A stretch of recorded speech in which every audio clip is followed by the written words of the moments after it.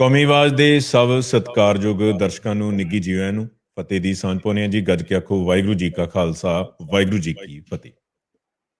ਪਿਛਲੇ ਦਿਨੀ ਅਸੀਂ ਪਿੰਡ ਜੌਲੀਆਂ ਦੇ ਵਿੱਚ ਗੁਰੂ ਗ੍ਰੰਥ ਸਾਹਿਬ ਜੀ ਦੀ ਬੇਅਦਬੀ ਦੀ ਘਟਨਾ ਦੇ ਉੱਤੇ ਗੱਲਬਾਤ ਕੀਤੀ।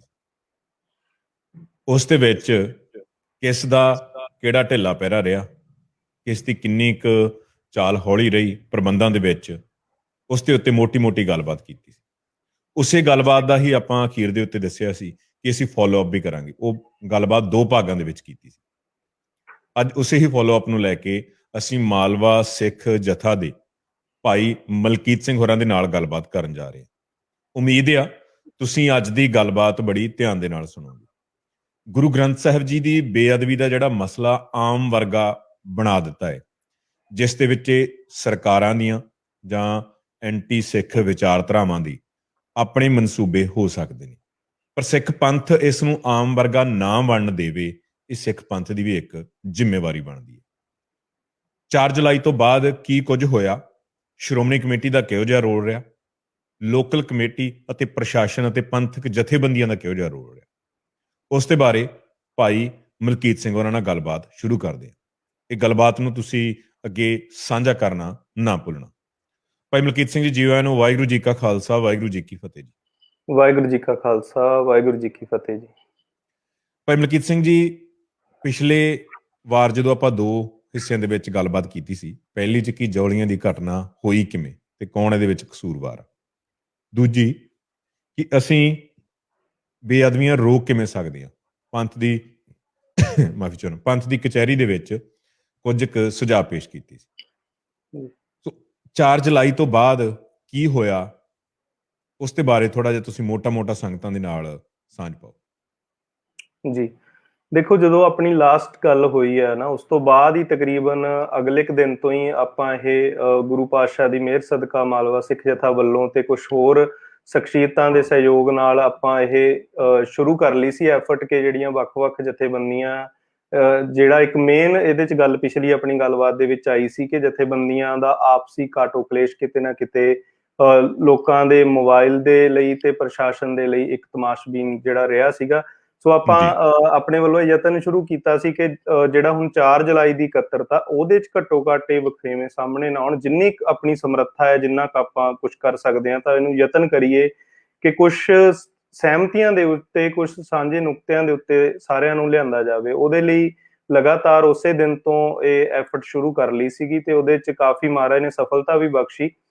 ਤਕਰੀਬਨ ਹਰ ਰੋਜ਼ ਹੀ ਸਾਰੇ ਬੈਠਦੇ ਰਹੇ, ਹਾਲਾਂਕਿ ਉਹਨਾਂ ਦੇ ਆਪਸੀ ਬਹੁਤ ਵਖਰੇਵੇਂ ਵੀ ਚੱਲਦੇ ਰਹੇ ਆ ਜਿਹੜੀਆਂ ਜਥੇਬੰਦੀਆਂ ਦੇ ਪਹਿਲਾਂ ਤੋਂ ਹੀ ਆ, ਤੇ ਉਹਨਾਂ ਨੂੰ ਪਿੱਛੇ ਛੱਡ ਕੇ ਇਹ ਬਹੁਤ ਇੱਕ ਵਧੀਆ ਸੀਗਾ ਸਾਰਿਆਂ ਵੱਲੋਂ ਹੀ ਕਿ ਸਾਰਿਆਂ ਨੇ ਬਹੁਤ ਇਹਦੇ 'ਚ ਸਹਿਯੋਗ ਦਿੱਤਾ ਔਰ ਸਾਰੇ ਕੁਛ ਸਾਂਝੀਆਂ ਨੁਕਤਿਆਂ ਦੇ ਉੱਤੇ ਵੀ ਆਏ, ਕੁਛ ਸਹਿਮਤੀਆਂ ਬਣੀਆਂ ਕਿ ਆਹ ਗੱਲਾਂ ਜਿਹੜੀਆਂ ਆ ਉਹ ਜਿਹੜੀਆਂ ਸਿਧਾਂਤਕ ਪੱਖ ਤੋਂ ਜਿੰਨੀਆਂ ਸਾਰਿਆਂ ਦੀ ਸਹਿਮਤੀ ਬਣ ਸਕੀ ਜਿਹੜੀਆਂ ਗੱਲਾਂ ਦੇ ਉੱਤੇ, ਉਹ ਸਾਰੀਆਂ ਗੱਲਾਂ ਦੇ ਉੱਤੇ ਤਕਰੀਬਨ ਸਹਿਮਤੀ ਬਣ ਗਈ। ਬਟ ਇਹਨਾਂ ਦਿਨਾਂ ਦੇ ਦਰਮਿਆਨ ਹੀ ਕੁਛ ਅਜਿਹੀਆਂ ਗੱਲਾਂ ਵੀ ਵਾਪਰੀਆਂ, ਜਿਵੇਂ ਆਪਾਂ ਜਿਨ੍ਹਾਂ ਨੇ ਅਖਬਾਰਾਂ ਜਾਂ ਖਬਰਾਂ ਰਾਹੀਂ ਦੇਖਿਆ ਹੀ ਹੁਣ ਆਲਰੇਡੀ ਸੰਗਤਾਂ ਨੇ, ਕਿ ਉੱਥੇ ਹਰ ਤਰ੍ਹਾਂ ਦੀਆਂ ਸ਼ਖਸੀਅਤਾਂ ਆਉਂਦੀਆਂ ਰਹੀਆਂ। ਮਤਲਬ 26 ਵਾਲੇ ਇਕੱਠ ਤੇ 4 ਜੁਲਾਈ ਵਾਲੀ ਜਿਹੜੀ ਇਕੱਤਰਤਾ ਹੋਣੀ ਸੀ, ਉਹਦੇ ਦਰਮਿਆਨ ਦੀ ਆਪਾਂ ਗੱਲ ਕਰ ਰਹੇ ਹਾਂ। ਉਹਦੇ ਵਿੱਚ ਟੋਟਲੀ ਪੋਲੀਟੀਕਲ ਬੰਦੇ ਵੀ ਆਉਂਦੇ ਰਹੇ, ਜਿਹੜੇ ਆਪੋ ਆਪਣੀਆਂ ਸਟੇਟਮੈਂਟਾਂ ਦਿੰਦੇ ਰਹੇ। ਉੱਥੇ ਟੋਟਲੀ ਧਾਰਮਿਕ ਸ਼ਖਸੀਅਤਾਂ ਵੀ ਆਉਂਦੀਆਂ ਰਹੀਆਂ ਹਨ। ਉੱਥੇ ਧਾਰਮਿਕ, ਪੋਲੀਟੀਕਲ ਦੋਵੇਂ ਤਰ੍ਹਾਂ ਦੀਆਂ ਸ਼ਖਸੀਅਤਾਂ ਵੀ ਆਉਂਦੀਆਂ ਰਹੀਆਂ। ਉਹਦੇ ਦਰਮਿਆਨ ਇੱਕ ਜਿਹੜੀ ਆਪਣੇ ਲਈ ਇੱਕ ਬਤੌਰ ਸਿੱਖ ਜਿਹੜੀ ਗੱਲ ਬਹੁਤ ਨੋਟ ਕਰਨ ਵਾਲੀ ਸੀ ਕਿ ਉਹਨਾਂ ਦਿਨਾਂ ਦੇ ਵਿੱਚ ਹੀ ਬੀਬੀ ਜਗੀਰ ਕੌਰ ਵੀ, ਜਿਹੜੇ ਸ਼੍ਰੋਮਣੀ ਕਮੇਟੀ ਦੇ ਪ੍ਰਧਾਨ ਹੈ, ਉਹ ਵੀ ਜੌਲੀਆਂ ਪਿੰਡ ਆਏ ਤੇ ਉਹਨਾਂ ਨੇ ਉੱਥੇ ਆ ਕੇ ਕੁਛ ਜਿਹੜੀਆਂ ਅਨਾਊਂਸਮੈਂਟਸ ਕੀਤੀਆਂ ਤੇ ਕੁਛ ਜਿਹੜਾ ਨੁਕਸਾਨ ਹੋਇਆ ਗੁਰਦੁਆਰਾ ਸਾਹਿਬ ਦੀ ਇਮਾਰਤ ਦਾ, ਉਹਦੇ ਲਈ 10 ਲੱਖ ਜਿਹੜੀ ਵਿੱਤੀ ਸਹਾਇਤਾ ਆ ਉਹ ਉੱਥੋਂ ਦੀ ਲੋਕਲ ਕਮੇਟੀ ਜਾਂ ਕਹਿ ਲਈਏ ਪਿੰਡ ਨੂੰ ਦਿੱਤੀ ਗੁਰਦੁਆਰਾ ਸਾਹਿਬ ਦੇ ਲਈ। ਉਸ ਤੋਂ ਇਲਾਵਾ ਜਿਹੜੇ ਨੌਜਵਾਨਾਂ ਨੇ ਜਿਹੜੇ 6 ਸਰੂਪ ਸੀਗੇ ਅੱਗ ਦੇ ਵਿੱਚੋਂ ਕੱਢੇ ਸੀ, ਉਹਨਾਂ ਨੂੰ 13,000 ਰੁਪਏ ਦੇ ਚੈੱਕ ਦੇਣ ਦੀ ਗੱਲ ਆਈ ਹੈ ਨਾ। ਉਸ ਤੋਂ ਇਲਾਵਾ ਇੱਕ ਅਨਾਊਂਸਮੈਂਟ ਉੱਥੇ ਬੀਬੀ ਜਗੀਰ ਕੌਰ ਵੱਲੋਂ ਇਹ ਕੀਤੀ ਗਈ ਵੀ ਪਿੰਡ ਦੇ 2 ਵਿਅਕਤੀਆਂ ਨੂੰ ਜਿਹੜਾ ਉਹ ਸ਼੍ਰੋਮਣੀ ਕਮੇਟੀ ਦੇ ਵਿੱਚ ਨੌਕਰੀ ਦਿੱਤੀ ਜਾਊਗੀ ਔਰ ਉਹ ਸੇਵਾ ਸੰਭਾਲ ਇਸ ਪਿੰਡ ਦੇ ਗੁਰਦੁਆਰੇ ਦੀ ਕਰਨਗੇ। ਇੱਥੇ ਤੱਕ ਆਪਾਂ ਚਲੋ ਉਹਨਾਂ ਦੀ ਗੱਲ ਨਾਲ ਸਹਿਮਤ ਹਾਂ, ਬਟ ਜਿਹੜਾ ਮੇਨ ਨੁਕਤਾ ਵੇਖਣ ਵਾਲਾ ਸੀ ਕਿ ਉੱਥੇ ਉਹਨਾਂ ਨੇ ਕੋਈ ਵੀ ਗੱਲ ਇਸ ਤਰੀਕੇ ਨਹੀਂ ਕੀਤੀ ਜਿਹੜੀ ਉਹਨਾਂ ਦੀ ਅਨੁਸ਼ਾਸਨੀ ਜਾਂ ਵਿਭਾਗੀ ਕਾਰਵਾਈ ਕਹਿ ਲਈਏ ਵੀ ਇਹ ਬੇਅਦਬੀ ਹੋਈ ਕਿਉਂ। ਜੇ ਇੱਥੇ ਜਦੋਂ ਗੁਰਮੇਲ ਕੌਰ ਆਉਂਦੀ ਹੈ ਬੇਅਦਬੀ ਕਰਨ, ਤਾਂ ਇੱਥੇ ਕੋਈ ਵੀ ਨਹੀਂ ਸੀਗਾ ਜਿਹੜੀ ਉਹ ਉਸ ਨੁਕਤੇ ਤੇ ਜਿਹੜੀ ਗੱਲ ਕਰਨ ਵਾਲੀ ਸੀ, ਜਾਂ ਜਿਹੜੀ ਕਾਰਵਾਈ ਸ਼੍ਰੋਮਣੀ ਕਮੇਟੀ ਵੱਲੋਂ ਬਣਦੀ ਸੀ, ਉੱਤੇ ਬਿਲਕੁਲ ਚੁੱਪ ਵੱਟੀ ਗਈ। ਔਰ ਰੱਬ ਜਾਣੇ ਕੀ ਹੋਇਆ ਕਿ ਉਸ ਤੋਂ ਬਾਅਦ ਥੋੜੇ ਦਿਨਾਂ ਦੇ ਵਿੱਚ ਹੀ 4 ਜੁਲਾਈ ਤੱਕ ਪਿੰਡ ਇਸ ਗੱਲ ਤੇ ਆ ਗਿਆ, ਪਿੰਡ ਦੀ ਲੋਕਲ ਕਮੇਟੀ ਤੇ ਕੁਝ ਪਿੰਡ ਦੇ ਮੋਹਤਬਰ ਜਿਹੜੇ ਸਾਰੇ ਕਾਸੇ ਨੂੰ ਅੱਗੇ ਹੋ ਕੇ ਦੇਖ ਰਹੇ ਸੀ, ਉਹ ਇਸ ਗੱਲ ਦੇ ਉੱਤੇ ਆ ਗਏ ਕਿ 4 ਜੁਲਾਈ ਨੂੰ ਕਿਸੇ ਵੀ ਜਥੇਬੰਦੀ ਨੂੰ ਇੱਥੇ ਬੋਲਣ ਨਹੀਂ ਦਿੱਤਾ ਜਾਊਗਾ। ਇਹ ਗੱਲ ਤਕਰੀਬਨ ਅੰਦਰੋਂ ਅੰਦਰੀ ਸਾਰਿਆਂ ਤੱਕ ਪੁੱਜ ਗਈ ਸੀ, ਭਾਵੇਂ ਪਬਲਿਕਲੀ ਉਹਨਾਂ ਨੇ ਖੁੱਲ ਕੇ ਅਨਾਉਂਸ ਨਹੀਂ ਸੀ ਕੀਤਾ, ਇਸ਼ਾਰਿਆਂ ਦੇ ਵਿੱਚ ਅਨਾਉਂਸਮੈਂਟਸ ਹੋ ਰਹੀਆਂ ਸੀਗੀਆਂ। ਉਹ ਤੋਂ ਬਾਅਦ ਕੁਝ ਜਥੇਬੰਦੀਆਂ ਨੇ, ਅਸੀਂ ਵੀ ਨਾਲ ਸੀਗੇ ਉੱਥੇ ਜਿਸ ਦਿਨ ਪ੍ਰਕਾਸ਼ ਹੋਇਆ 2 ਤਰੀਕ ਨੂੰ, ਉਸ ਦਿਨ ਜਾ ਕੇ ਮਿਲਣਾ ਚਾਹਿਆ ਕਿ ਜਿਹੜੀ ਲੋਕਲ ਕਮੇਟੀ ਆ ਜਾਂ ਜਿਹੜੇ ਸਰਪੰਚ ਆ, ਚਾਹੇ ਸਾਬਕਾ ਚਾਹੇ ਮੌਜੂਦਾ, ਉਹਨਾਂ ਨਾਲ ਮਿਲ ਕੇ ਕੁਝ ਵਿਚਾਰਾਂ ਕਰੀਏ। ਤੇ ਉਹਨਾਂ ਨੂੰ ਪਹਿਲਾਂ ਤਾਂ ਵੈਸੇ ਹੀ ਇਲਾਕੇ ਦੇ ਤੌਰ ਤੇ ਸਾਡੀ ਜ਼ਿੰਮੇਵਾਰੀ ਇਹ ਬਣਦੀ ਸੀ ਵੀ ਜੋ ਉਹਨਾਂ ਨੂੰ ਪ੍ਰਬੰਧ ਦੇ ਵਿੱਚ ਕਿਸੇ ਤਰ੍ਹਾਂ ਦਾ ਸਹਿਯੋਗ ਚਾਹੀਦਾ ਉਹ ਦਿੱਤਾ ਜਾਵੇ, ਇਸ ਤਰੀਕੇ ਦੀਆਂ ਕੁਝ ਗੱਲਾਂ ਕਰਨੀਆਂ ਸੀ ਔਰ ਨਾਲ ਹੀ ਇਹ ਨੁਕਤੇ ਦੇ ਉੱਤੇ ਵਿਚਾਰ ਕਰਨੀ ਸੀ ਜੀ। ਉਹ ਜਦੋਂ ਉਹਨਾਂ ਨੂੰ ਕਿਹਾ ਗਿਆ ਕਿ ਅਸੀਂ ਕੋਈ ਵਿਚਾਰ ਕਰਨੀ, ਤਾਂ ਸਾਨੂੰ ਕਿਹਾ ਗਿਆ ਕੋਈ ਗੱਲ ਨਹੀਂ, ਤੁਸੀਂ ਪਹਿਲਾਂ ਪ੍ਰਸ਼ਾਦਾ ਪਾਣੀ ਛਕੋ, ਆਪਾਂ ਬੈਠ ਕੇ ਗੱਲ ਕਰਦੇ ਹਾਂ। ਜਿੰਨੇ ਸਮੇਂ ਨੂੰ ਅਸੀਂ ਸਾਰਿਆਂ ਨੇ ਪ੍ਰਸ਼ਾਦਾ ਪਾਣੀ ਛਕਿਆ, ਤਾਂ ਉਸ ਤੋਂ ਬਾਅਦ ਉਹ ਗੁਰਦੁਆਰਾ ਸਾਹਿਬ 'ਚ ਨਾ ਹੀ ਗੁਰਦੁਆਰਾ ਸਾਹਿਬ ਦਾ ਪ੍ਰਧਾਨ, ਨਾ ਹੀ ਸਾਬਕਾ ਸਰਪੰਚ, ਕੋਈ ਵੀ ਨਹੀਂ ਉੱਥੇ ਸੀਗਾ। ਜਦੋਂ ਰਾਬਤਾ ਬਣਾਇਆ ਗਿਆ ਫੋਨਾਂ ਦੇ ਉੱਤੇ, ਤਾਂ ਚਲੋ ਵੱਖ-ਵੱਖ ਕਿਹਾ ਗਿਆ ਕਿ ਅਸੀਂ ਫਲਾਣੀ ਜਗ੍ਹਾ ਹੈ, ਕੋਈ ਨਹੀਂ ਤੁਸੀਂ ਉਡੀਕ ਕਰੋ। ਅਸੀਂ ਕੁਝ ਸਮਾਂ ਉਡੀਕ ਕਰਨ ਤੋਂ ਬਾਅਦ ਆ ਗਏ। ਉਸ ਤੋਂ ਬਾਅਦ ਉਹਨਾਂ ਨੇ ਕੋਈ ਮੁਨਾਸਬ ਨਹੀਂ ਸਮਝਿਆ ਕਿ ਕੁਝ ਜਥੇਬੰਦੀਆਂ ਜਿਹੜੀਆਂ ਮਿਲਣ ਆਈਆਂ ਸੀ ਉਹਨਾਂ ਨਾਲ ਕੋਈ ਗੱਲਬਾਤ ਕੀਤੀ ਜਾਵੇ। ਇਹ ਨੁਕਤਾ ਮੈਂ ਤਾਂ ਰੱਖ ਰਿਹਾ ਕਿਉਂਕਿ 4 ਜੁਲਾਈ ਤੋਂ ਬਾਅਦ ਜਿਹੜੇ ਉਹਨਾਂ ਸੱਜਣਾ ਵੱਲੋਂ ਮੀਡੀਆ 'ਚ ਇਹ ਗੱਲ ਆਖੀ ਗਈ ਹੈ ਕਿ ਜਥੇਬੰਦੀਆਂ ਨੇ ਸਾਡੇ ਨਾਲ ਕੋਈ ਤਾਲਮੇਲ ਨਹੀਂ ਬਣਾਇਆ, ਕਿ ਉਹਨਾਂ ਨੇ ਸਾਨੂੰ ਦੱਸਿਆ ਨਹੀਂ ਕਿ ਇੱਥੇ ਉਹਨਾਂ ਨੇ ਕੋਈ ਵਿਚਾਰਾਂ ਕਰਨੀਆਂ ਨੇ। ਹਾਲਾਂਕਿ ਇਹ ਜਿਹੜਾ 26 ਜੂਨ ਨੂੰ ਜਦੋਂ 4 ਜੁਲਾਈ ਦਾ ਪ੍ਰੋਗਰਾਮ ਦਿੱਤਾ ਜਾਂਦਾ, ਉਹ ਜਥੇਬੰਦੀਆਂ ਵੱਲੋਂ ਕਿਹਾ ਗਿਆ ਸੀ ਕਿ ਪਿੰਡ ਦੀ ਜਿਹੜੀ ਲੋਕਲ ਕਮੇਟੀ ਗੁਰਦੁਆਰੇ ਦੀ ਉਹ ਦੱਸੇ ਕਿ ਉਹਨਾਂ ਨੇ ਪਸ਼ਚਾਤਾਪ ਦਾ ਪਾਠ, ਚਾਹੇ ਸਹਿਜ ਪਾਠ ਚਾਹੇ ਅਖੰਡ ਪਾਠ ਸਾਹਿਬ, ਕਦੋਂ ਕਰਾਉਣਾ। ਤਾਂ ਉਹਨਾਂ ਦੇ ਕਹਿਣ ਉੱਤੇ ਉਸ ਤੋਂ ਬਾਅਦ ਲੋਕਲ ਕਮੇਟੀ ਨੇ ਅਨਾਉਂਸ ਕੀਤਾ ਸੀ ਵੀ 4 ਤਰੀਕ ਨੂੰ ਭੋਗ ਪਾਏ ਜਾਣਗੇ। ਫਿਰ ਜਥੇਬੰਦੀਆਂ ਦਾ ਇਹ ਫੈਸਲਾ ਸੀ ਵੀ ਅੱਜ ਮਾਹੌਲ ਨਹੀਂ ਬਣਿਆ ਵਿਚਾਰਾਂ ਕਰਨ ਦਾ, ਉਸ ਦਿਨ ਵਿਚਾਰਾਂ ਕੀਤੀਆਂ ਜਾਣਗੀਆਂ। ਬਟ ਉਸ ਤੋਂ ਬਾਅਦ ਜਦੋਂ 4 ਜੁਲਾਈ ਆਉਂਦੀ ਆ, ਤਾਂ 4 ਜੁਲਾਈ ਨੂੰ ਉੱਥੇ ਹਜੂਰੀ ਰਾਗੀ ਜਥਾ ਦਰਬਾਰ ਸਾਹਿਬ ਤੋਂ ਆਇਆ ਸੀ। ਬਹੁਤ ਜਲਦੀ ਦੇ ਨਾਲ ਪਹਿਲਾਂ ਤਾਂ ਉੱਥੇ ਜਿਹੜਾ ਅਖੰਡ ਪਾਠ ਸਾਹਿਬ ਦੇ ਭੋਗ ਪਾਏ ਗਏ। ਉਸ ਤੋਂ ਬਾਅਦ ਹਜੂਰੀ ਰਾਗੀ ਜਥਾ ਸੀ ਜਿਹੜਾ ਉਹਨੇ ਕੀਰਤਨ ਕੀਤਾ। ਕੀਰਤਨ ਕਰਨ ਉਪਰੰਤ ਗਿਆਨੀ ਬਲਵਿੰਦਰ ਸਿੰਘ ਹੋਣੀ ਆਏ ਸੀ, ਉਹਨਾਂ ਨੇ ਅਰਦਾਸ ਬੇਨਤੀ ਕੀਤੀ, ਹੁਕਮਨਾਮਾ ਸਾਹਿਬ ਲਿਆ। ਹੁਕਮਨਾਮਾ ਸਾਹਿਬ ਲੈਣ ਤੋਂ ਬਾਅਦ ਕੁਝ ਸਮਾਂ ਉਹਨਾਂ ਨੇ 5-7 ਜਾਂ 10 ਮਿੰਟ ਦੇ ਵਿੱਚ ਉਹਨਾਂ ਨੇ ਸੰਗਤਾਂ ਨਾਲ ਇਸ ਮਸਲੇ ਦੇ ਉੱਤੇ ਆਪਣੇ ਵਿਚਾਰ ਰੱਖੇ। ਜਦੋਂ ਵਿਚਾਰ ਕਰ ਰਹੇ ਸੀ ਸੰਗਤਾਂ ਦੇ ਨਾਲ, ਤਾਂ ਉਹਦੇ ਦਰਮਿਆਨ ਹੀ ਕਿਉਂਕਿ ਉੱਥੇ ਬਹੁਤ ਜ਼ਿਆਦਾ ਸ਼੍ਰੋਮਣੀ ਕਮੇਟੀ ਮੁਲਾਜ਼ਮ ਉਸ ਦਿਨ ਬੁਲਾਏ ਹੋਏ ਸੀਗੇ, ਵੱਖ-ਵੱਖ ਸਾਡੇ ਇੱਥੇ ਨੇੜੋਂ ਪਟਿਆਲੇ ਤੇ ਹੋਰ ਨੇੜੇ ਸ਼ਹਿਰਾਂ ਤੋਂ ਜਿੱਥੋਂ ਬੁਲਾ ਸਕਦੇ ਸੀਗੇ ਉਹ ਬੁਲਾਏ ਹੋਏ ਸੀਗੇ। ਤੇ ਉਹ ਪਲੱਸ ਪਿੰਡ ਵਾਲੇ ਕੁਝ ਵਿਅਕਤੀ ਰਲ ਕੇ ਉਹਨਾਂ ਨੇ ਫਿਰ ਉਹ ਜਿਹੜੇ ਮਾਈਕ ਸੀਗੇ ਗੁਰਦੁਆਰਾ ਸਾਹਿਬ ਦੇ, ਬਾਕੀ ਜਿਹੜੇ ਜਿੱਥੇ ਕੀਰਤਨ ਹੋ ਰਿਹਾ ਸੀ ਉੱਥੇ ਪਏ ਸੀ ਜਾਂ ਇੱਧਰ ਉੱਧਰ ਪਏ ਸੀ, ਉਹ ਬੰਦ ਕਰਨੇ ਤੇ ਇਕੱਠੇ ਕਰਨੇ ਸ਼ੁਰੂ ਕਰਤੇ।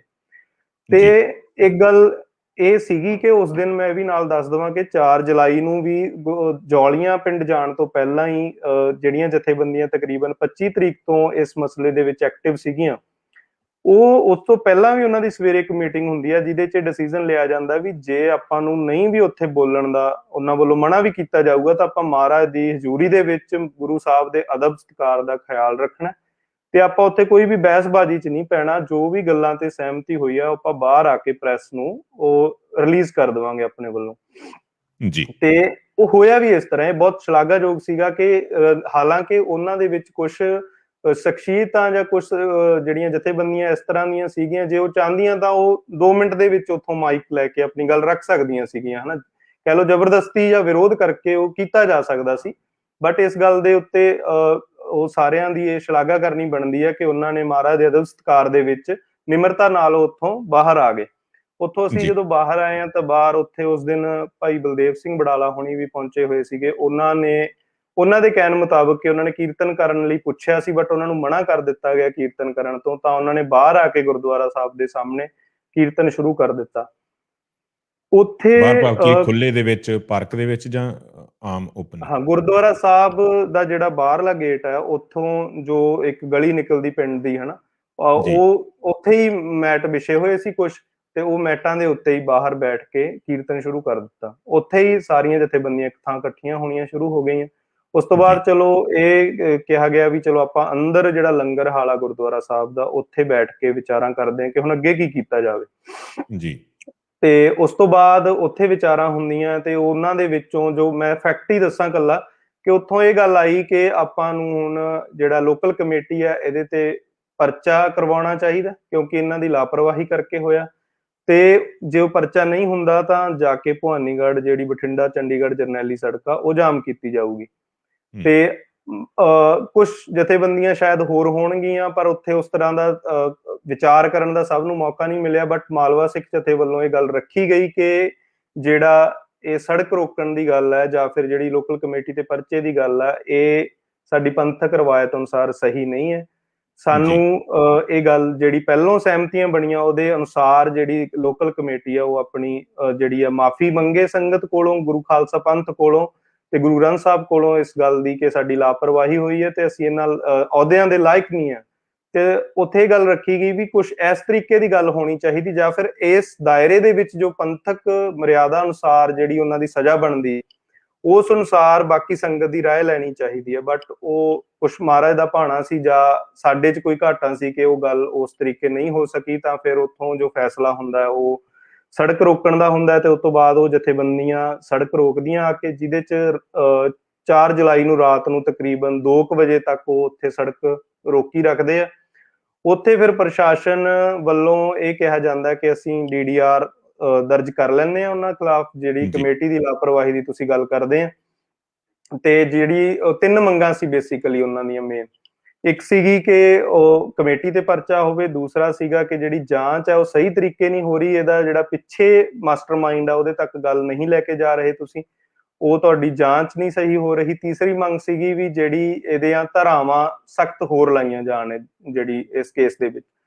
ਤਾਂ ਉਹਨਾਂ ਨੇ ਇੱਕ ਤਾਂ ਜਿਹੜੀ ਕਮੇਟੀ ਤੇ ਪਰਚੇ ਵਾਲੀ ਗੱਲ ਸੀ ਉਹ ਮੰਨ ਲਈ, ਤੇ ਦੂਸਰੀ ਜਿਹੜੀ ਹੈਗੀ ਆ ਜਾਂਚ ਨਹੀਂ ਸਹੀ ਹੋ ਰਹੀ, ਉਹਦੇ ਤੇ ਉਹਨਾਂ ਨੇ ਕਿਹਾ ਵੀ ਸਾਨੂੰ 5 ਦਿਨ ਦਾ ਸਮਾਂ ਹੋਰ ਦੇ ਦਿਓ, ਜੇ ਉਸ ਤੋਂ ਬਾਅਦ ਵੀ ਤੁਹਾਨੂੰ ਲੱਗੇ ਕਿ ਜਾਂਚ ਸਹੀ ਨਹੀਂ ਹੋ ਰਹੀ ਤਾਂ ਅਸੀਂ ਇਹ ਜਾਂਚ ਕਿਸੇ ਹੋਰ ਅਫਸਰ ਨੂੰ ਅੱਗੇ ਮਾਰਕ ਕਰ ਦਿਆਂਗੇ, ਜਿਹਨੂੰ ਤੁਸੀਂ ਕਹੋ ਉੱਥੇ ਫਾਰਵਰਡ ਕਰ ਦੇਵਾਂਗੇ।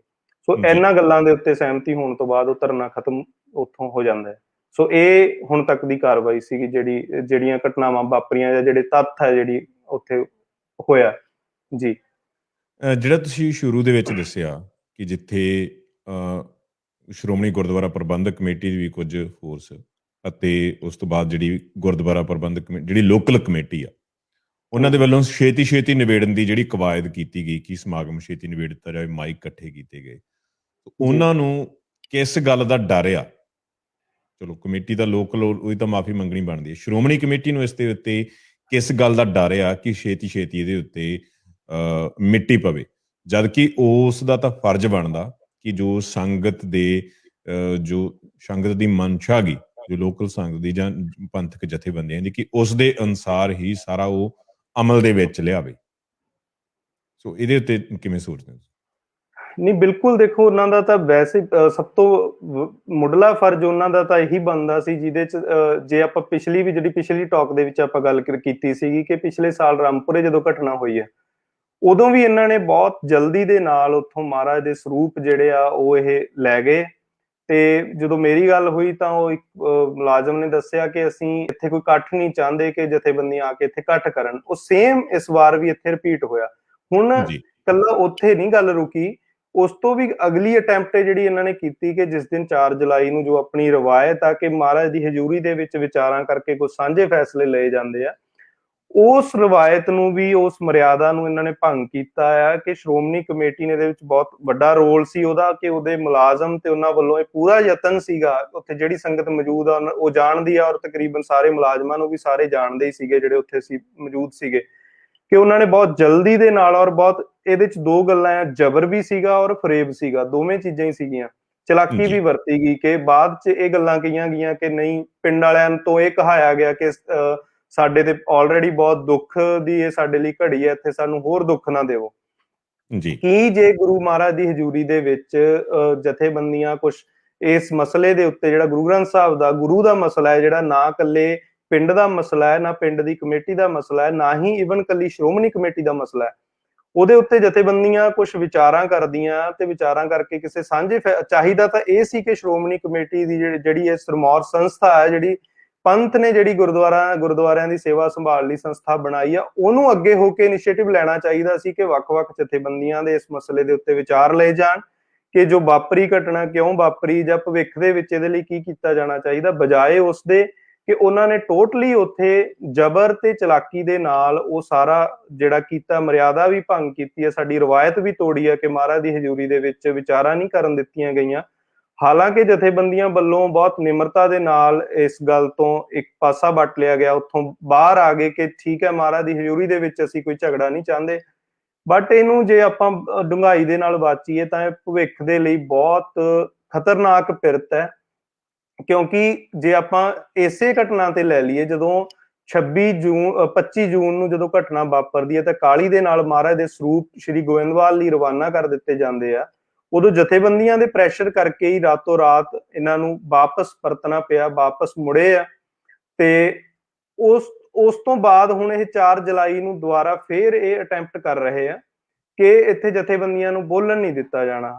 ਇਹ ਬਹੁਤ ਖਤਰਨਾਕ ਪਿਰਤ ਹੈ। ਜੇ ਇਹ ਇਸ ਤੋਂ ਬਾਅਦ ਵੀ ਸ਼੍ਰੋਮਣੀ ਕਮੇਟੀ ਇਹ ਗੱਲ ਜਾਰੀ ਰੱਖਦੀ ਹੈ ਤਾਂ ਸਿੱਖ ਸੰਗਤ ਨੂੰ, ਸਿੱਖ ਜਥੇਬੰਦੀਆਂ ਨੂੰ ਇਸ ਗੱਲ ਦੇ ਉੱਤੇ ਜ਼ਰੂਰ ਫੋਕਸ ਹੋਣਾ ਚਾਹੀਦਾ ਹੈ, ਇਹਦਾ ਨੋਟਿਸ ਲੈਣਾ ਚਾਹੀਦਾ ਕਿ ਇਹ ਭਵਿੱਖ ਲਈ ਬਹੁਤ ਮਾੜੀ ਪਿਰਤ ਹੋਊਗੀ। ਕਿਤੇ ਵੀ ਬੇਅਦਬੀ ਹੋ ਜਾਇਆ ਕਰੂਗੀ ਤੇ ਪਿੰਡ ਜਾਂ ਪਿੰਡ ਦੀ ਕਮੇਟੀ ਤੇ ਸ਼੍ਰੋਮਣੀ ਕਮੇਟੀ ਰਲ ਕੇ ਸਾਰੇ ਮਾਮਲੇ ਨੂੰ ਰਫਾ ਦਫਾ ਕਰਨ ਦੀ ਕਵਾਇਦ ਜਿਹੜੀ ਇਹਨਾਂ ਨੇ ਹੁਣ ਸ਼ੁਰੂ ਕਰ ਲਈ ਹੈ, ਉਹਨੂੰ ਰੋਕਣ ਦੇ ਲਈ ਜ਼ਰੂਰ ਸਾਨੂੰ ਕੁਝ ਇਹਦੇ ਲਈ ਜਿਹੜੀਆਂ ਸਾਂਝੀ ਸਲਾਹ ਜਾਂ ਸਾਂਝੀ ਰਾਏ ਦੇ ਵਿੱਚੋਂ ਕੁਝ ਗੱਲ ਕੱਢਣੀ ਚਾਹੀਦੀ ਹੈ ਕਿ ਕਿਸ ਤਰੀਕੇ ਇਸ ਕਵਾਇਦ ਨੂੰ ਰੋਕਿਆ ਜਾਵੇ।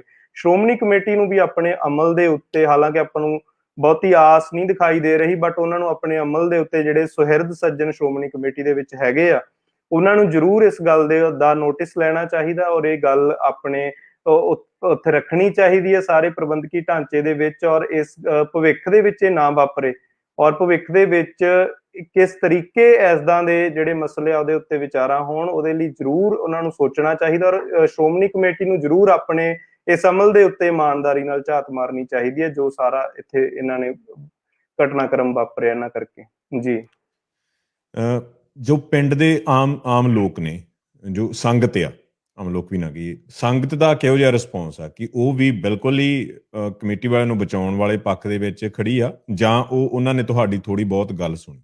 ਇਸ ਤੋਂ ਨਾਲ ਲੱਗਦਾ ਅਗਲਾ ਹੀ ਸਵਾਲ ਕਿ ਜਿਹੜੀ ਜਥੇਬੰਦੀਆਂ ਦੀ ਪਹੁੰਚ ਆ, ਜਿਸ ਦਾ ਤੁਸੀਂ ਮਾਲਵਾ ਸਿੱਖ ਜਥਾ ਦੀ ਰਿਪੋਰਟ ਦੇ ਵਿੱਚ ਵੀ ਜ਼ਿਕਰ ਕੀਤਾ ਕਿ ਉਹ ਆਪਣੇ ਆਪ ਨੂੰ ਸੈਟੀਸਫਾਈ ਇੱਥੇ ਤੱਕ ਕਰ ਰਹੀਆਂ ਨੇ, ਭਾਵ ਕਿ ਜਿਹਨੂੰ ਤੁਸੀਂ ਪੰਜਾਬੀ ਦਾ ਅਖਾਣ ਵਰਤ ਕੇ ਵੀ, ਗੱਲ ਸਹੇ ਦੀ ਨਹੀਂ ਕਿ ਗੱਲ ਪਹੇ ਦੀ ਆ, ਕਿ ਉਹ ਉਸ ਪਾਸੇ ਵੱਲ ਤੁਰ ਗਏ, ਪ੍ਰਸ਼ਾਸਨ ਦੇ ਉੱਤੇ ਹੀ ਸਾਰਾ ਕੁਝ ਛੱਡ ਕੇ ਕਿ ਉਹਨਾਂ ਦੇ ਉੱਤੇ ਪਰਚਾ ਹੋ ਗਿਆ ਤੇ ਕੰਮ ਨਿਬੜਿਆ, ਉਸ ਪਾਸੇ ਵੱਲ ਹੀ ਤੁਰ ਰਹੀਆਂ ਨੇ।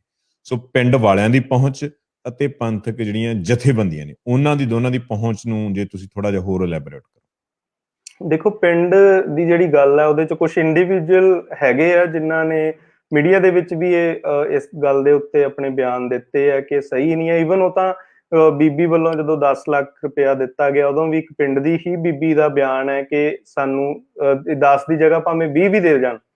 ਤੇ ਇਹ ਗੁਰੂ ਦੇ ਮਸਲੇ ਪ੍ਰਤੀ ਇਹ ਅਪਰੋਚ ਸਹੀ ਨਹੀਂ ਹੈ, ਉਹਦਾ ਬਹੁਤ ਬੈਲੈਂਸ ਉਹਦਾ ਬਿਆਨ ਸੀਗਾ ਔਰ ਉਹ ਬਾਰ-ਬਾਰ ਇਹ ਗੱਲ ਦੁਹਰਾ ਰਹੀ ਹੈ ਉਸੇ ਦਿਨ ਤੋਂ ਬੀਬੀ ਕੇ ਜਿਸ ਤਰੀਕੇ ਉਹਨੇ ਗੁਰੂ ਪਾਤਸ਼ਾਹ ਨੂੰ ਇੱਥੇ ਅਗਨ ਭੇਟ ਕੀਤਾ ਹੈ, ਅੱਗ ਲਾਈ ਹੈ, ਉਹ ਸਾਡੇ ਹਵਾਲੇ ਕੀਤਾ ਜਾਣਾ ਚਾਹੀਦਾ ਉਸ ਬੀਬੀ ਨੂੰ ਔਰ ਉਹਨੂੰ ਚੌਂਕ ਵਿੱਚ ਖੜਾ ਕੇ ਅਸੀਂ ਅੱਗ ਲਾਵਾਂਗੇ, ਹਨਾ।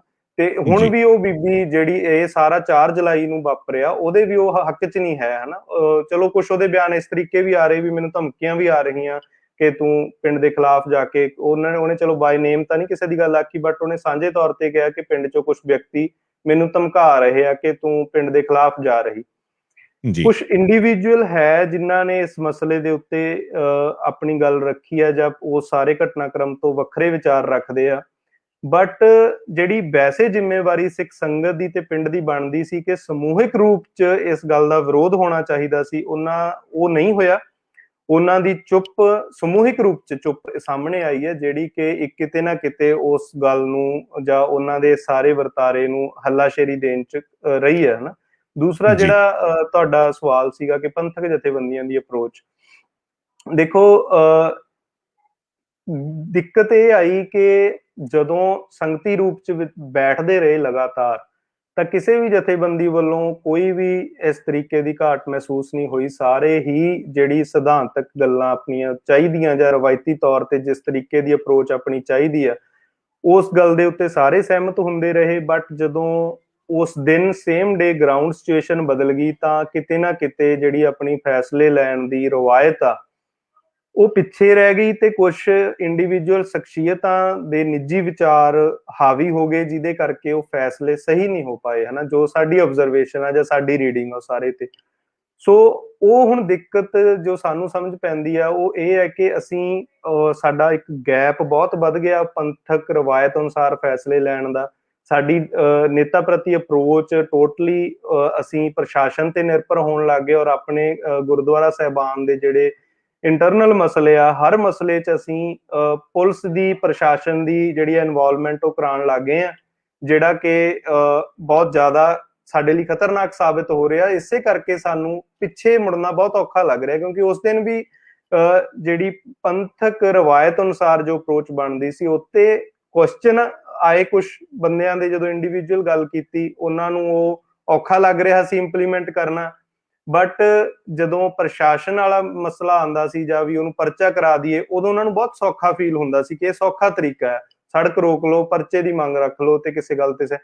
ਹੁਣ ਦੇਖੋ, ਇਹ ਚ ਮੋਟਾ ਜਿਹਾ ਨੁਕਤਾ ਇਹ ਆ ਕਿ ਕੋਈ ਵੀ ਛੋਟੀ ਤੋਂ ਛੋਟੀ ਗੱਲ ਹੁੰਦੀ ਹੈ, ਚਾਹੇ ਆਪਣੇ ਆਹ ਹੁਣ ਬਿਜਲੀਆਂ ਦਾ ਮਸਲਾ ਚੱਲ ਰਿਹਾ ਕਿ ਲਾਈਟ ਨਹੀਂ ਜੀ ਆ ਰਹੀ, ਜਾਂ ਮੋਟਰਾਂ ਦੇ ਬਿੱਲ ਕਦੇ ਮਾਫ ਕਰਾਉਣ ਦੀ ਗੱਲ ਆਉਂਦੀ, ਜਾਂ ਇਸ ਤਰੀਕੇ ਦੀਆਂ ਬਹੁਤ ਗੱਲਾਂ, ਜਾਂ ਫਿਰ ਬੇਰੁਜ਼ਗਾਰ ਆ ਜਿਹੜੇ ਉਹ ਆਪਣੀਆਂ ਮੰਗਾਂ ਰੱਖਦੇ, ਉਹ ਵੀ ਸੜਕਾਂ ਤੇ ਬੈਠਦੇ। ਤੇ ਜਦੋਂ ਗੁਰੂ ਦੇ ਅਦਬ ਦੀ ਗੱਲ ਆਉਂਦੀ, ਤਾਂ ਜੇ ਸਿੱਖ ਸੰਗਤ ਵੀ ਉਸ ਤਰੀਕੇ ਕਰੂਗੀ, ਤਾਂ ਫਿਰ ਉਹ ਹੁਣ ਮੋਟਰਾਂ ਦੇ ਬਿੱਲ ਤੇ ਗੁਰੂ ਚ ਤਾਂ ਕੋਈ ਫਰਕ ਨਹੀਂ ਰਿਹਾ।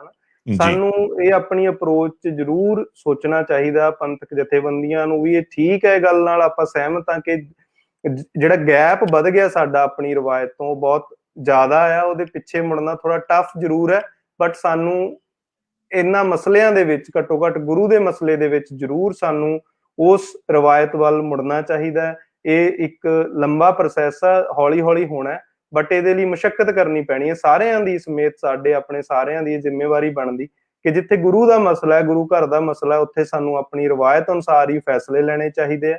ਬਟ ਉਹ ਕਿਤੇ ਨਾ ਕਿਤੇ ਗੈਪ ਵਧਣ ਕਰਕੇ ਮੁਸ਼ਕਿਲ ਆ ਜਾਂਦੀ, ਤੇ ਅਸੀਂ ਸੌਖਾ ਰਾਹ ਚੁਣ ਲੈਂਦੇ ਹਾਂ। ਫਿਰ ਹੁਣ ਪਹਿਲੋਂ ਅਸੀਂ ਪਰਚਾ ਕਰਾ ਲੈਂਦੇ ਹਾਂ, ਬਾਅਦ ਚ ਸਾਡਾ ਧਰਨਾ ਇਸ ਗੱਲ ਤੇ ਲੱਗ ਜਾਣਾ ਕਿ ਉਹ ਪ੍ਰਸ਼ਾਸਨ ਜਿਹੜਾ ਉਹ ਕਾਰਵਾਈ ਨਹੀਂ ਸਹੀ ਕਰ ਰਿਹਾ। ਫਿਰ ਉਹ ਅਸੀਂ ਉੱਥੇ ਹੀ ਆਪਣੀ ਊਰਜਾ, ਆਪਣੇ ਰਿਸੋਰਸਿਸ ਉੱਥੇ ਲਾਈ ਜਾ ਰਹੇ ਹਾਂ, ਜਿਹੜੀ ਕਿ ਅਪਰੋਚ ਸਹੀ ਨਹੀਂ ਹੈ। ਜੀ ਆਪਾਂ ਇਸੇ ਗੱਲਬਾਤ ਨੂੰ ਸਮ ਅਪ ਕਰਦੇ ਹਾਂ। ਅੱਜ ਦੀ ਇਸ ਗੱਲਬਾਤ ਦੇ ਵਿੱਚੋਂ 4 ਨੁਕਤੇ ਕੀ ਉੱਭਰ ਕੇ ਆਉਂਦੇ ਆ ਕਿ ਇੱਕ ਤਾਂ ਸ਼੍ਰੋਮਣੀ ਕਮੇਟੀ ਦਾ ਜਿਹੜਾ ਅਮਲ ਆ ਉਹ ਗੁਰਮਤਿ ਦੇ ਅਨੁਸਾਰ ਨਹੀਂ ਆ। ਉਹ ਇਸ ਤੋਂ ਪਹਿਲਾਂ ਜੋ ਉਹਦੀ ਰਵਾਇਤ ਰਹੀ ਆ ਪਿਛਲੇ ਕਾਫੀ ਸਾਲਾਂ ਤੋਂ, ਉਸ ਨੂੰ ਸੁਧਾਰਨ ਦੀ ਕੋਸ਼ਿਸ਼ ਨਹੀਂ ਕਰ ਰਹੀ ਆ। ਉਸੇ ਉੱਤੇ ਹੀ ਤੁਰ ਰਹੀ ਹੈ ਕਿ ਇਸ ਦੇ ਉੱਤੇ ਮਿੱਟੀ ਪਾਓ ਜਾਂ ਇਹਨੂੰ ਰਫਾ ਦਫਾ ਕਰੋ। ਵੈਸੇ ਤਾਂ 2015 ਦੀਆਂ ਗੁਰੂ ਗ੍ਰੰਥ ਸਾਹਿਬ ਜੀ ਦੀਆਂ ਬੇਅਦਬੀ ਦੀਆਂ ਘਟਨਾਵਾਂ ਨੂੰ ਅਕਾਲੀ ਦਲ ਜਿਹੜੀ ਸ਼੍ਰੋਮਣੀ ਕਮੇਟੀ ਦੇ ਉੱਤੇ ਕਾਬਜ ਆ, ਉਸ ਨੂੰ ਸਬਕ ਇਸ ਤੋਂ ਸਿੱਖ ਲੈਣਾ ਚਾਹੀਦਾ ਸੀ। ਦੂਸਰੀ ਗੱਲ, ਪਿੰਡ ਦੀ ਜਿਹੜੀ ਕਮੇਟੀ ਆ, ਜੋ ਭਾਈ ਮਲਕੀਤ ਸਿੰਘ ਹੋਰਾਂ ਨੇ ਦੱਸਿਆ ਗਾ ਕਿ ਉਸ ਦੇ ਵੱਲੋਂ, ਜਿੱਦਾਂ ਆਪਾਂ ਕਹਿੰਦੇ ਹੁੰਦੇ ਕਿ ਰੱਬ ਤੋਂ ਡਰ ਕੇ ਉਹਨਾਂ ਨੂੰ ਚੱਲਣਾ ਚਾਹੀਦਾ ਕਿ ਜਿਹੜੀ ਉਹ ਆਪਣੀ ਇੱਕ ਫੋਕੀ ਹੈਂਕੜ ਅਤੇ ਹੰਕਾਰ ਨੂੰ ਲਏ ਖੜੇ ਨੇ, ਉਹ ਉਹਨਾਂ ਦਾ ਕਿਸੇ ਕੰਮ ਨਹੀਂ ਆਉਣਾ। ਉਹਨਾਂ ਨੂੰ ਇਹ ਬੜੇ ਤੁੱਛ ਜਿਹੇ ਜਿਹੜੇ ਅਹੁਦੇ ਨੇ, ਉਹਨਾਂ ਤੋਂ ਪਿੱਛੇ ਹਟ ਕੇ ਪਛਤਾਪ ਕਰਨਾ ਚਾਹੀਦਾ ਅਤੇ ਆਪਣੀ ਗਲਤੀ ਮੰਨਣੀ ਚਾਹੀਦੀ ਆ। ਜਿਹੜੀਆਂ ਜਥੇਬੰਦੀਆਂ ਨੇ, ਜਥੇਬੰਦੀਆਂ ਨੂੰ ਇਹ ਸੋਚਣਾ ਚਾਹੀਦਾ ਕਿ ਜਿਸ ਪਾਸੇ ਉਹ ਰਾਹ ਬਣਾ ਰਹੇ ਨੇ, ਕਿ ਉਸ ਰਾਹ ਤੋਂ ਉਹਨਾਂ ਨੂੰ ਕੋਈ ਪ੍ਰਾਪਤੀ ਹੋਊ ਜਾਂ ਪਿਛਲੇ ਸਮਿਆਂ ਦੇ ਵਿੱਚ ਹੋਈ ਆ। ਜਿਸ ਦੁਨਿਆਵੀ ਤਾਕਤ ਦਾ ਉਹ ਸਹਾਰਾ ਤੱਕ ਕੇ ਇੱਥੇ ਇਨਸਾਫ ਲੈਣ ਦੀ ਕੋਸ਼ਿਸ਼ ਕਰ ਰਹੇ ਨੇ, ਕਿ ਉਸ ਦੇ ਵੱਲ ਉਹਨਾਂ ਨੂੰ ਕੋਈ ਰਾਹ ਮਿਲੂਗਾ ਜੇ ਇਦੋਂ ਪਹਿਲਾਂ ਮਿਲਿਆ। ਇਸ ਭਵਾਨੀਗੜ੍ਹ ਦੇ ਨੇੜੇ ਪਿੰਡ ਜੌਲੀਆਂ ਦੀ ਘਟਨਾ ਨੇ ਤਾਂ ਅਜੇ ਉਹਨਾਂ ਜ਼ੋਰ ਵੀ ਨਹੀਂ ਫੜਿਆ, ਕਿਉਂਕਿ ਉਨੀ ਅਜੇ ਚਰਚਾ ਦੇ ਵਿੱਚ ਵੀ ਨਹੀਂ ਆਈ। ਬਰਗਾੜੀ ਦੀ ਜਿਹੜੀ ਘਟਨਾ ਪੂਰੀ ਦੁਨੀਆ ਭਰ ਦੇ ਸਿੱਖਾਂ ਦੇ ਉਹ ਕੇਂਦਰੀ ਨੁਕਤੇ ਦੇ ਉੱਤੇ ਆ ਗਈ ਸੀ। ਉੱਥੇ ਵੀ ਜਿਸ ਰਾਹ ਵੱਲ ਤੁਸੀਂ ਤੁਰ ਰਹੇ ਹੋ, ਜਿਹੜੀ ਦੁਨਿਆਵੀ ਤਾਕਤ ਦੇ ਰਾਹ ਦੇ ਵੱਲ, ਦੁਨਿਆਵੀ ਜਿਹੜਾ ਤਖਤ ਆ ਉਹ ਤੋਂ ਇਨਸਾਫ ਲੈਣ ਦੇ ਵੱਲ, ਉਧਰੋਂ ਕਦੇ ਵੀ ਕੁਝ ਨਹੀਂ ਮਿਲਣਾ। ਪੰਥਕ ਰਾਹ ਦੇ ਉੱਤੇ ਥੋੜਾ ਤੁਰੋ, ਪਰ ਟਣਕਾ ਕੇ ਤੁਹਾਨੂੰ ਤੁਰਨਾ ਚਾਹੀਦਾ। ਉਮੀਦ ਆ ਕਿ ਪੰਥਕ ਜਥੇਬੰਦੀਆਂ ਇਸ ਵੱਲ ਜ਼ਰੂਰ ਧਿਆਨ ਦੇਣਗੀਆਂ। ਜੋ ਮਾਲਵਾ ਸਿੱਖ ਜਥਾ ਨੇ ਆਪਣੀ ਰਿਪੋਰਟ ਦੇ ਵਿੱਚ ਪੇਸ਼ ਵੀ ਕੀਤਾ ਹੈ ਅਤੇ ਉਹਨਾਂ ਦੇ ਸਨਮੁਖ ਕੁਝ ਕੁ ਗੱਲਾਂ ਵੀ ਰੱਖੀਆਂ ਨੇ। ਅਖੀਰ ਦੇ ਉੱਤੇ ਫਿਰ ਦਰਸ਼ਕਾਂ ਨੂੰ ਬੇਨਤੀ ਆ ਕਿ ਗੁਰੂ ਗ੍ਰੰਥ ਸਾਹਿਬ ਜੀ ਦੀ ਘਟਨਾ ਨੂੰ, ਬੇਅਦਬੀ ਦੀ ਘਟਨਾ ਨੂੰ ਆਮ ਵਰਗਾ ਸਰਕਾਰ ਨੇ ਬਣਾ ਦਿੱਤਾ ਹੈ। ਨਹੀਂ ਤਾਂ ਜੌਲੀਆਂ ਪਿੰਡ ਦੇ ਵਿੱਚ ਪੂਰੇ ਪੰਜਾਬ ਦੇ ਸਿੱਖਾਂ ਨੇ ਵਹੀਰਾਂ ਘੱਤ ਕੇ ਜਾਣਾ ਸੀ, ਅਤੇ ਜਿਹੜਾ ਮੀਡੀਆ ਗਾ, ਪੰਥਕ ਮੀਡੀਆ, ਉਸ ਨੇ ਵੀ ਇਸ ਨੂੰ ਬੜੀ ਨੇੜੇ ਦੀ ਅੱਖ ਦੇ ਨਾਲ ਦੇਖਣਾ ਸੀ, ਹਰ ਇੱਕ ਘਟਨਾ ਨੂੰ ਰਿਪੋਰਟ ਕਰਨਾ ਸੀ। ਪਰ ਆਮ ਵਰਗਾ ਜਦੋਂ ਬਣਾ ਦਿੱਤਾ ਹੈ ਤੇ ਫਿਰ ਸਰਕਾਰ ਇਹਦੇ ਵਿੱਚ ਸਫਲ ਹੁੰਦੀ ਹੀ ਦਿਖਾਈ ਦੇ ਰਹੀ ਆ। ਪਰ ਜਿਹੜੇ ਵੀ ਸੁਹਿਰਦ ਸਿੱਖ ਇਸ ਪਾਸੇ ਵੱਲ ਲੱਗੇ ਹੋਏ ਨੇ, ਉਹਨਾਂ ਦੇ ਸਿਰੜ ਨੂੰ ਪ੍ਰਣਾਮ ਕਰਨਾ ਬਣਦਾ ਅਤੇ ਸਤਿਗੁਰੂ ਅੱਗੇ ਅਰਦਾਸ ਆ ਕਿ ਉਹਨਾਂ ਨੂੰ ਹੋਰ ਬਲ ਬਖਸ਼ੇ। ਜੋ ਗੁਰੂ ਗ੍ਰੰਥ ਸਾਹਿਬ ਜੀ ਦੇ, ਇਹ ਤਾਂ ਬੇਅਦਬੀ ਦੀ ਘਟਨਾ ਤਾਂ ਬਹੁਤ ਵੱਡੀ ਆ, ਕੋਈ ਨਿੱਕੀ ਜਿਹੀ ਕੁਤਾਹੀ ਵੀ ਹੁੰਦੀ ਹੈ ਉਹਨਾਂ ਦੇ ਗੁਰੂ ਸਾਹਿਬ ਦੇ ਸਤਿਕਾਰ ਦੇ ਵਿੱਚ, ਉਸ ਦੇ ਉੱਤੇ ਵੀ ਬੜੀ ਕਲੋਜ਼ ਨਜ਼ਰ ਰੱਖਣ, ਅਤੇ ਢਿੱਲੇ ਪਹਿਰੇ ਜੇ ਕਿਤੇ ਹੁੰਦੇ ਆ ਉਹਨਾਂ ਦੇ ਉੱਤੇ ਬੜੀ ਕਲੋਜ਼ ਨਜ਼ਰ ਰੱਖਣ। ਇਹ ਗੱਲਬਾਤ ਇਸੇ ਹੀ ਤਰ੍ਹਾਂ ਆਉਣ ਵਾਲੇ ਦਿਨਾਂ ਦੇ ਵਿੱਚ ਵੀ ਅਸੀਂ ਇਸ ਦਾ ਫੋਲੋ ਅਪ ਕਰਦੇ ਰਵਾਂਗੇ। ਮਲਕੀਤ ਸਿੰਘ ਜੀ, ਤੁਹਾਡਾ ਬਹੁਤ ਬਹੁਤ ਧੰਨਵਾਦ। ਤੁਸੀਂ ਕੌਮੀ ਆਵਾਜ਼ ਦੇ ਦਰਸ਼ਕਾਂ ਦੇ ਲਈ ਸਮਾਂ ਕੱਢਿਆ। ਮਾਲਵਾ ਸਿੱਖ ਜਥਾ ਦਾ ਧੰਨਵਾਦ, ਜਿਨ੍ਹਾਂ ਨੇ ਰਿਪੋਰਟ ਸੰਗਤਾਂ ਦੀ ਕਚਹਿਰੀ ਦੇ ਵਿੱਚ ਪੇਸ਼ ਕੀਤੀ। ਸੋ ਫਿਰ ਆਪਾਂ ਮਿਲਦੇ ਹਾਂ ਜੀ। ਵਾਹਿਗੁਰੂ ਜੀ ਕਾ ਖਾਲਸਾ, ਵਾਹਿਗੁਰੂ ਜੀ ਕੀ ਫਤਿਹ। ਸੋ ਦਰਸ਼ਕੋ, ਇਸ ਗੱਲਬਾਤ ਨੂੰ ਤੁਸੀਂ ਅੱਗੇ ਸਾਂਝਾ ਕਰਨਾ ਨਾ ਭੁੱਲਣਾ। ਦਿਓ ਜੀ ਇੱਥੇ ਆ ਗਿਆ। ਸਾਥ ਚੱਲਦੇ ਭਲੇ, ਨਗਰੀ ਬਸਤੀ ਭਲੀ, ਸਿੰਘ ਗੱਜ ਦੇ ਭਲੇ। ਗੱਜ ਕੇ ਆਖੋ ਜੀ, ਵਾਹਿਗੁਰੂ ਜੀ ਕਾ ਖਾਲਸਾ, ਵਾਹਿਗੁਰੂ ਜੀ ਕੀ ਫਤਿਹ।